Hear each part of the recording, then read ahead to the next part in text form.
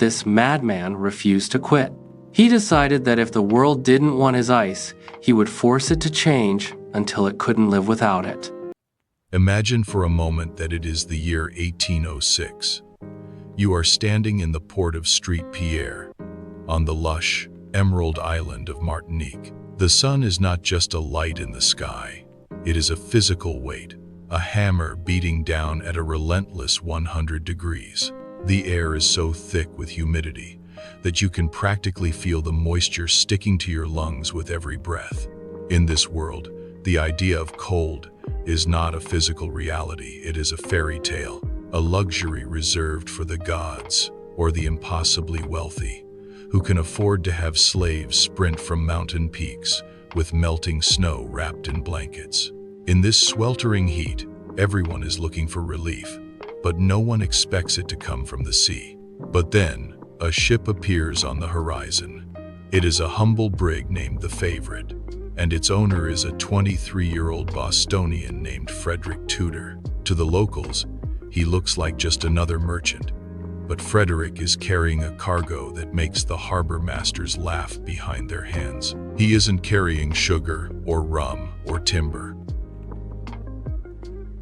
He has brought 130 tons of solid crystalline ice, carved directly from his family's pond in the frozen suburbs of Massachusetts. Frederic Tudor is standing on the deck, dressed in his finest coat despite the sweat pouring down his face, expecting a hero's welcome. He envisions a gold rush, a frenzy of people desperate to buy his white gold. But the reality is a cold shower, or rather, a lukewarm one.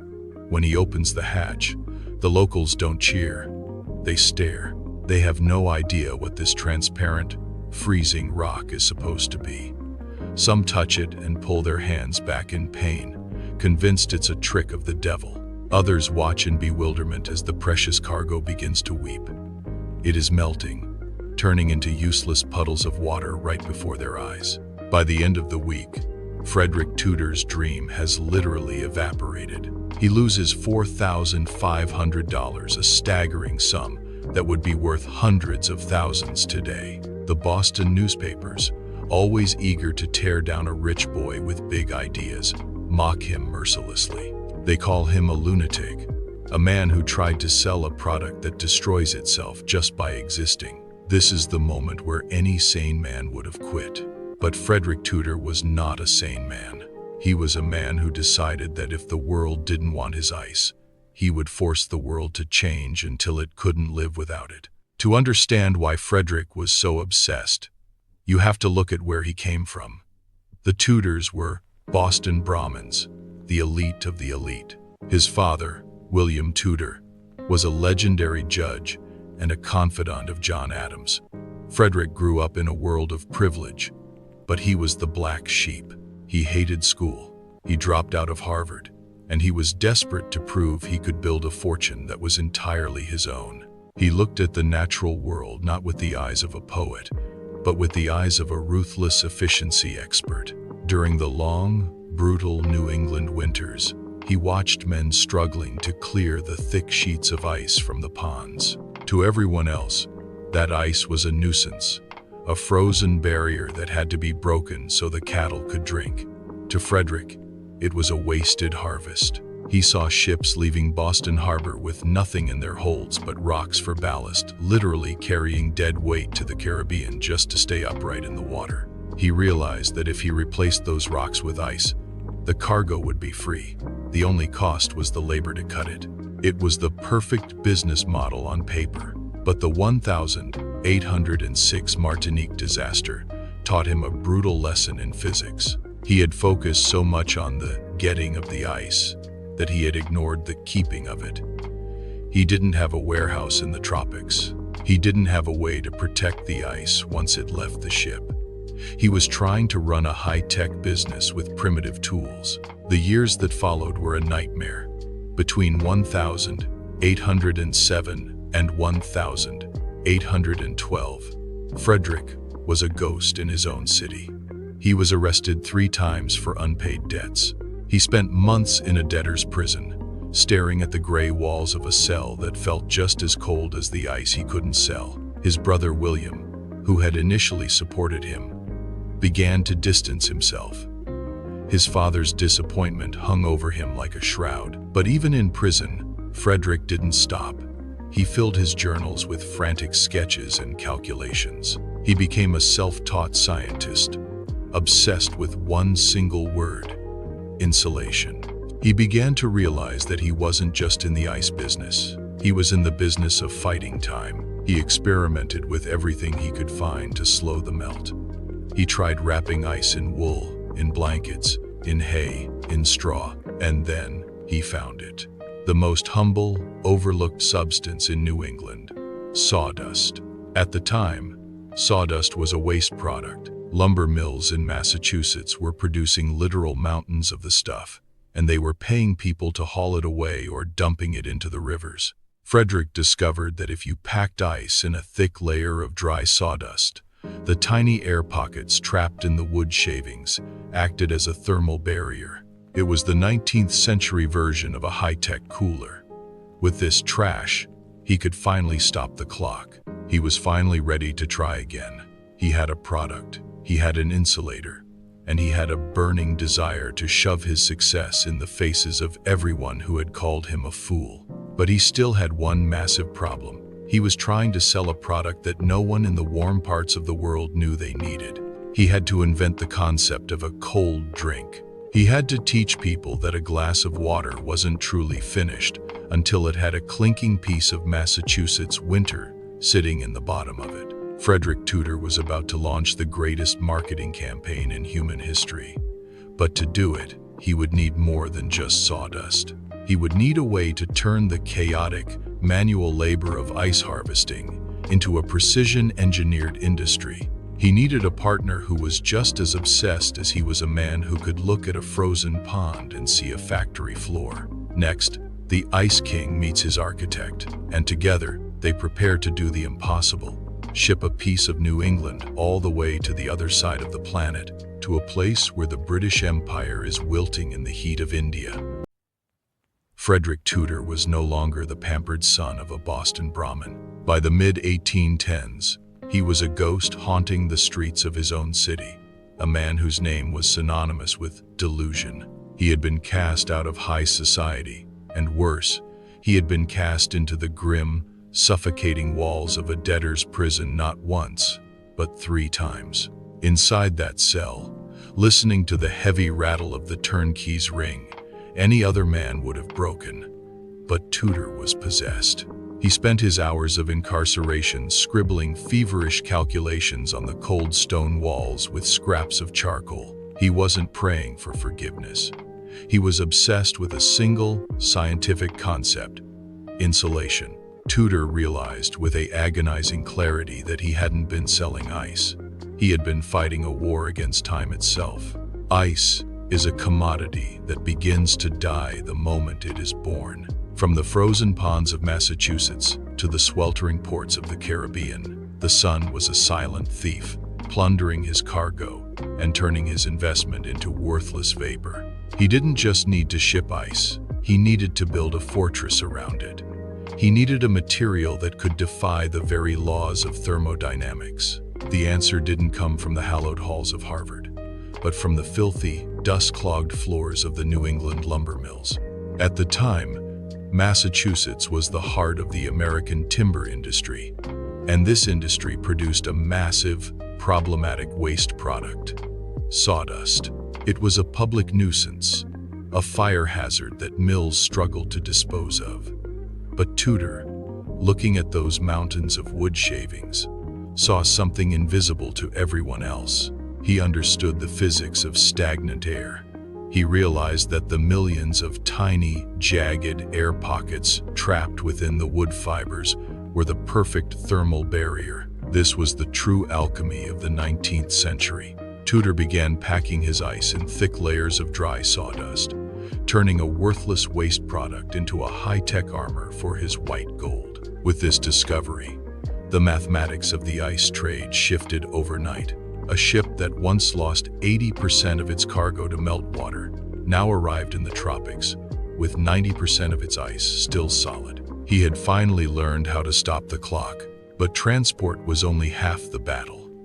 To build an empire, he needed to industrialize the harvest. In 1825, Tudor met the man who would provide the engine for his ambition, Nathaniel Wyeth. Wyeth was an intuitive engineer who looked at a frozen pond and saw a factory floor. Before Wyeth, harvesting ice was a chaotic, manual labor of men with hand saws, resulting in irregular, jagged chunks that were impossible to pack efficiently. Wyeth changed everything with the invention of the horse-drawn ice cutter. This device acted like a plow, scoring perfectly deep, parallel grooves into the frozen surface. It turned the ice harvest into a precision-engineered assembly line. Suddenly, Fresh Pond wasn't just a place for skating. It was a mine producing perfect, uniform cubes of blue ice. These standardized blocks could be stacked like bricks, leaving no room for air to circulate and melt the cargo. This standardization was the birth of a global industry. Tudor now had the product, the insulation, and the production speed to conquer the world. His next target was the American South, and his strategy was as brilliant as it was predatory. In cities like New Orleans, where the humidity was a physical weight and the water was always tepid and brackish, Tudor didn't just try to sell ice, he gave it away. He approached the owners of the most prestigious bars and hotels with a simple deal. Take my ice for free for 1 year. Just put a single cube in every glass of water you serve. It was the most successful addiction campaign in history. For a Southerner who had never felt a chill in their throat, that first sip of iced water was a revelation. It was a physical shock, a momentary escape from the relentless heat. Once a person had experienced the clink of ice against glass on a 95-degree afternoon, they could never go back to drinking lukewarm water. Tudor was wiring the Southern palate to depend on the North's winter. Within years, ice was no longer a luxury in the South. It was a necessity of civilization. Massive, double-walled ice houses rose in every Southern port, filled with thousands of tons of Massachusetts pond water. Southern hospitals began to rely on it to break the fevers of yellow fever patients. Southern butchers relied on it to ship fresh meat, and the Southern elite relied on it to maintain their lifestyle. Frederic Tudor, the Ice King, was finally sitting on his throne, his ledgers overflowing with wealth. But he had unknowingly built a cold chain that would one day become a noose. He had created a society that was utterly dependent on a resource they could not produce themselves. As the political tensions between the North and South began to simmer, the ice remained, the one thread that bound the two together, a thread that would be the first to snap when the fires of war finally erupted. The white gold was now a strategic asset. The frozen ponds of the North were no longer just a source of profit. They were a weapon in waiting, ready to be turned against a South that had grown too comfortable with the luxury of the cold. By 1833, Frederic Tudor was no longer just an eccentric merchant. He was a titan of trade. Yet his ambition remained as insatiable as the tropical sun. He looked at a map of the globe and identified a target, so audacious that even his most loyal investors thought he had finally succumbed to madness. That target was Calcutta, India. To reach it, a ship would have to travel 16,000 miles, crossing the equator twice, navigating the treacherous currents of the Indian Ocean, and enduring 4 months of the most punishing heat on Earth. Everyone told him it was impossible. They argued that even with his secret alchemy of sawdust, the cargo would be nothing but warm, brackish water long before the ship ever caught sight of the Hooghly River. But Tudor, fueled by a lifetime of being told no, found a ship called the Tuscany and a captain willing to risk everything. They spent weeks meticulously engineering the cargo hold, turning the ship into a gargantuan wooden thermos. They built a double-walled hull, lining the cavity with tons of dry sawdust and charcoal. 180 tons of crystalline Massachusetts ice were carved into massive, uniform blocks and packed with such precision that there wasn't a single inch of spare room for warm air to circulate. As the Tuscany sailed out of Boston Harbor in May 1833, the spectators on the pier watched in silence, convinced they were witnessing a literal fortune being tossed into the sea. The 4-month voyage was a descent into a psychological and physical purgatory.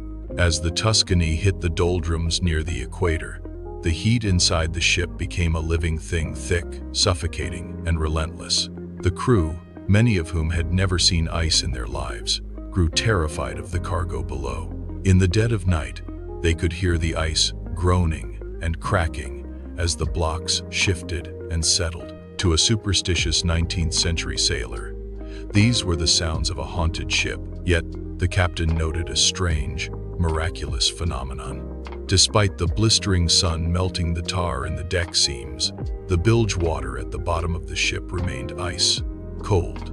They were sailing through a furnace while standing on top of a frozen world. When the Tuscany finally limped into the port of Calcutta in September, the city was in the grip of a brutal, soul-crushing heat wave. The British residents, hearing rumors of a ship full of frozen winter, gathered at the docks with a mixture of mockery and desperate hope.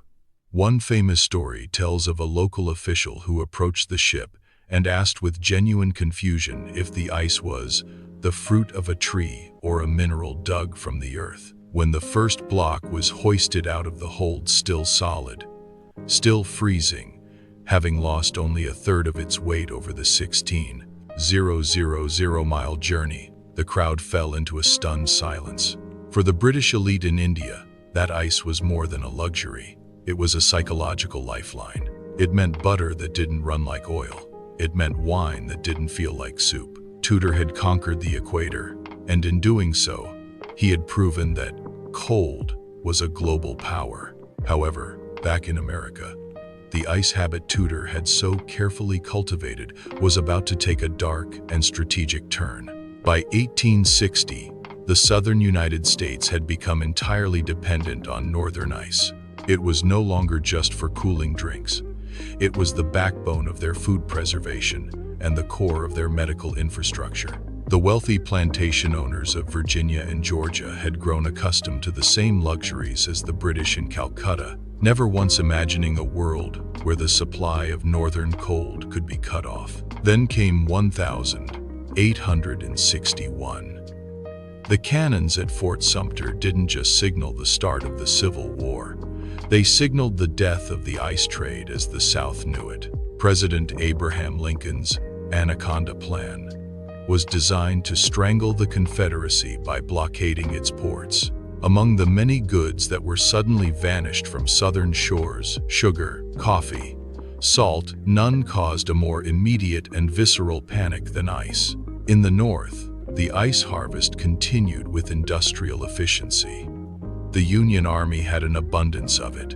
In the massive military hospitals of Washington, D.C. and Philadelphia, surgeons used ice to lower the fevers of typhoid patients and to pack wounds to prevent the onset of gangrene.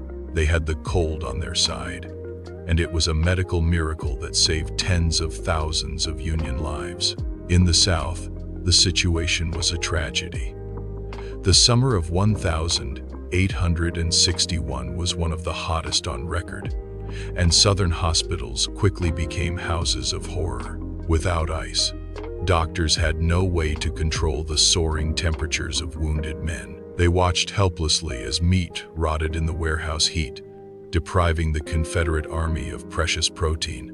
The ice famine was so severe that the price of a single pound of ice in Richmond rose to over $1 in gold, a price only the wealthiest could afford while the soldiers died in the heat. This desperation led to one of the most significant butterfly effects in technological history. The South couldn't wait for winter, and they couldn't wait for the North to show mercy. They were forced to do the one thing Frederic Tudor had spent his life preventing. They had to learn how to make the cold. A French inventor named Ferdinand Carré had recently developed a primitive machine that used ammonia and heat to produce ice. Before the war, it was a curiosity, an expensive and dangerous toy. But in 1862, the Confederacy managed to smuggle a carré machine through the Union blockade into the port of New Orleans. It was the first time an artificial ice machine was put into industrial use in the Western Hemisphere, born out of the absolute necessity of war. The Civil War was the first industrial war, and it was also the first war where the control of temperature became a tactical advantage. The North used ice as a shield to keep its soldiers healthy, while the South's lack of it drove them toward the invention of the machine that would eventually destroy the very empire Frederic Tudor had built. The Ice King was still sitting on his throne in Boston, watching his ledgers grow, but he could feel the temperature of the world shifting. The age of natural ice was reaching its zenith, and the machines were coming birthed from the fire, blood, and desperate heat of a nation at war. The smoke of the Civil War eventually cleared, leaving behind a nation that was fundamentally rewired.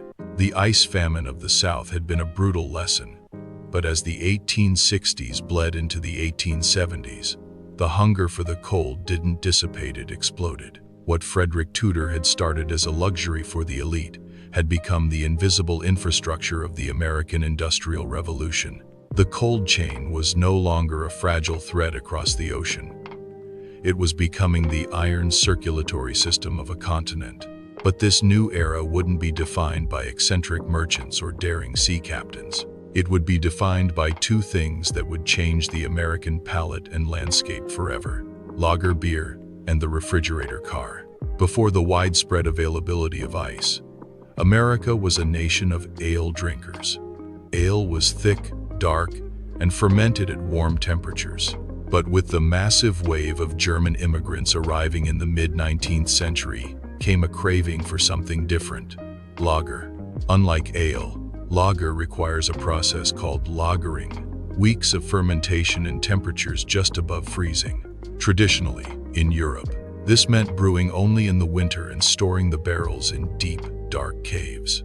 But in the booming cities of Milwaukee and St. Louis, the German brewers like Eberhard Anheuser and Adolphus Busch saw an opportunity. They didn't need caves.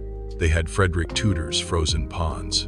This was the Amber Revolution. By using massive quantities of natural ice, these brewers could produce crisp, golden lager all year round. Ice transformed beer from a seasonal, local beverage into a standardized, industrial product. The site of massive ice-chilled beer gardens became the center of American social life. But the brewers weren't just using ice to make the beer, they were using it to ship it. They were building a nation of consumers who expected their drinks to be served at a temperature that would have been unthinkable just 40 years prior. The clink of ice in a glass, once a sound of extreme wealth, was now the rhythmic heartbeat of the working class.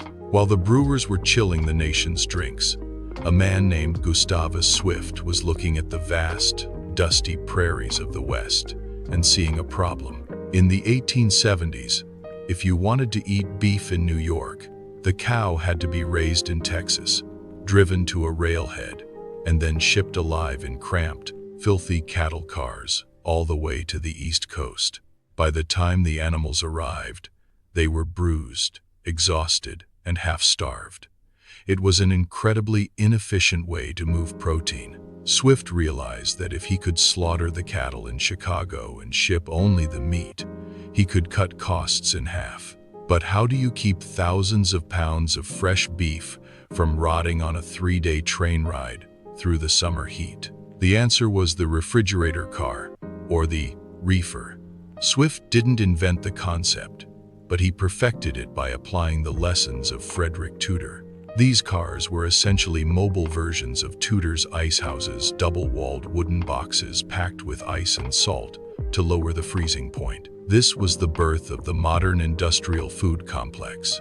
Suddenly, Chicago became the hog butcher for the world. The local butcher, who slaughtered a cow behind his shop once a week, couldn't compete with the massive, ice-chilled output of the Chicago meatpacking giants. The very map of America was being redrawn by the cold. The West became the ranch, the Midwest became the slaughterhouse, and the east became the hungry mouth, all connected by a literal trail of melting ice. But there was a dark irony brewing beneath the surface of this frozen prosperity. The demand for ice was now so gargantuan that the frozen ponds of New England could no longer keep up. The ice harvest had become a frantic, industrial race. In the peak of winter, tens of thousands of men would swarm the Hudson and Kennebec rivers, working in brutal conditions to carve out millions of tons of ice. Yet, as the cities grew, the rivers became polluted. Natural ice was no longer the pristine, crystalline miracle Tudor had promised.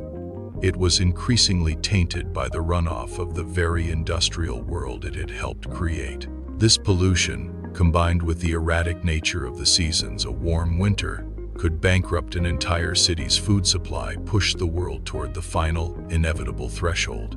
The mechanical seed planted by the Confederacy's desperate smuggling of Ferdinand Carré's ice machine during the war was beginning to sprout. Engineers and scientists were no longer looking at the sky, waiting for a freeze.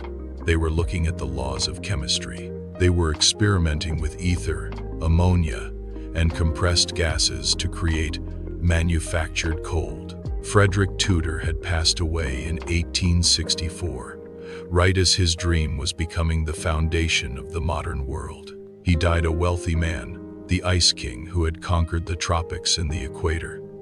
But the empire he left behind was a victim of its own success. By teaching the world to depend on the cold, he had created a market so massive that nature itself could no longer satisfy it. The transition from natural ice to artificial refrigeration wasn't just a technological upgrade. It was the moment humanity finally severed its ties to the seasonal calendar. The machine was coming for the pond. The sawdust-covered blocks of white gold were about to be replaced by the hum of the compressor and the sting of chemical refrigerants. The era of the Ice King was ending, but the era of the global cold chain was just beginning. By the twilight of the 19th century, the world Frederic Tudor had built was so successful that it had become invisible. Ice was no longer a miracle from a madman. It was the silent heartbeat of civilization. It was in the glasses of the working class, the surgical theaters of great hospitals, and the massive rail cars crossing the American continent. But as the Ice King's empire reached its absolute zenith, it began to choke on its own scale. The massive demand for cold had outstripped what the ponds and rivers of New England could provide. Nature, it seemed, was too slow for the industrial age. The final decline of the natural ice trade was not a sudden collapse, but a slow, poetic fading away. By the 1880s and 92nd, the ice harvest had become a gargantuan, desperate operation. Tens of thousands of men and horses still marched onto the frozen rivers every winter, but they were now fighting a losing battle against the very progress they had helped create. The rivers were no longer pristine. The same industrial revolution that used ice to ship meat and brew beer was now dumping coal, soot, chemicals, and sewage into the water. Natural ice was becoming dirty ice. People began to fear that the clinking cube in their glass was a carrier of typhoid and cholera. The crystalline purity that Tudor had marketed as white gold was now a potential biohazard. This was the opening that the machine had been waiting for.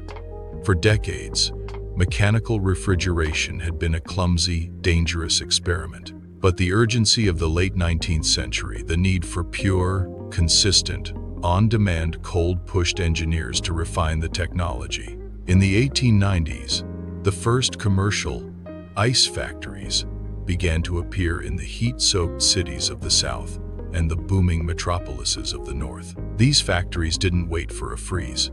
They used massive steam engines and ammonia compressors to manufacture ice in the middle of July.